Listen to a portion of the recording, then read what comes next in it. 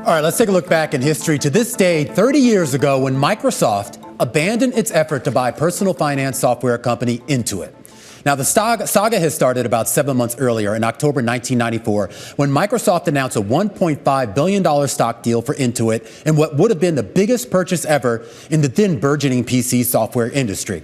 Now, it was an astonishing deal on many levels. Microsoft was paying a king's ransom of 12 times annual revenue for a company that had just went public months before.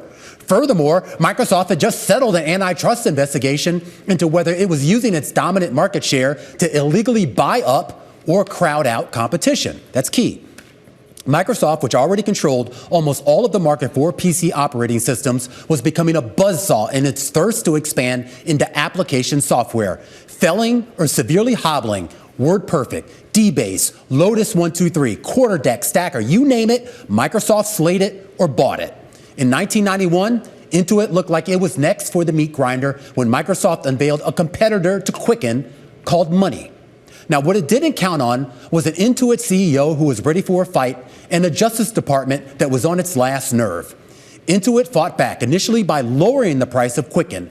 But ultimately, Microsoft Money struggled not because of price, but because of the stickiness of personal finance software. Remember, at that time, transferring data from one software program to another, that was cumbersome, if not impossible.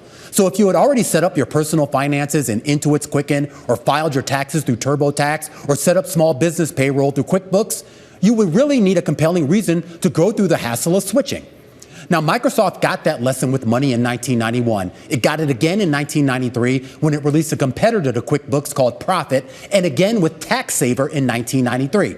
By 1994, Microsoft decided that if you can't beat them, then buy them. But the DOJ had other plans, making a formal challenge to block the purchase of Intuit. And that leads us to May 20th, 1995, when Microsoft chairman Bill Gates finally acknowledged the writing on the wall and said rather than face years of litigation, it was, quote, time to move on. Now, Microsoft, of course, is no worse for the wear. It is now the most valuable publicly traded company out there. And as for Intuit, it's done okay as well, growing from a $500 million market valuation to almost $200 billion today.